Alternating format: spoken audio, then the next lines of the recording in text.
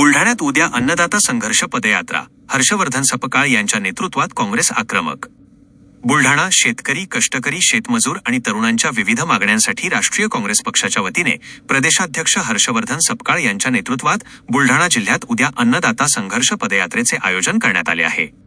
पदयात्रेचा मार्ग आणि वेळ. सुरुवात जळगाव जामोद तालुक्यातील मानेगाव येथून सकाळी 9 वाजता या संघर्ष पदयात्रेला सुरुवात होणार आहे. प्रवास. ही पदयात्रा 17 किलोमीटरचा प्रवास करेल. समारोप जळगाव जामोद शहरामध्ये या पदयात्रेचा समारोप केला जाणार आहे. विविध मागण्यांकडे सरकारचे लक्ष वेधण्यासाठी या पदयात्रेचे आयोजन करण्यात आले आहे. या पदयात्रेमध्ये तरुणांसह शेतकऱ्यांनी मोठ्या संख्येने सहभागी होण्याचे आवाहन काँग्रेसचे नेते संदीप शेळके यांनी केले आहे. नमस्कार.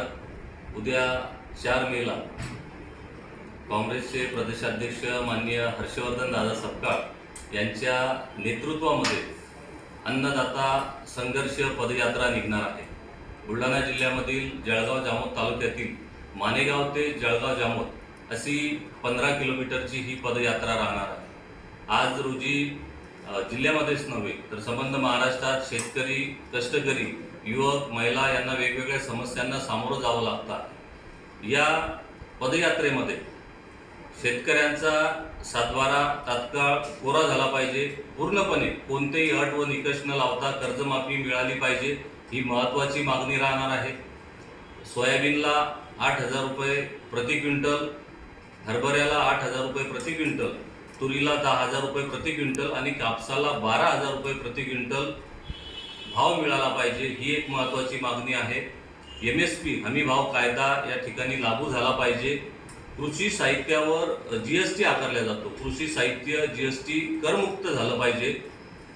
आदिवासींना स्थानिक पुरावे ग्राह्य धरून जातीचे दाखले मिळाले पाहिजे, ही सुद्धा एक महत्त्वाची मागणी आहे.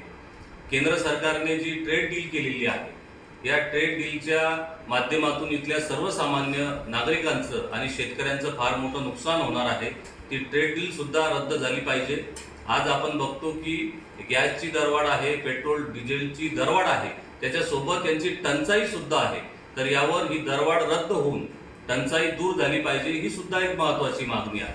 आज शेतकऱ्यांना पेट्रोल पंपावर नांगरणीसाठी जर डिझेल घ्यायचं असेल तर डिझेलची कॅन घेऊन जायला त्या ठिकाणी परवानगी नाही.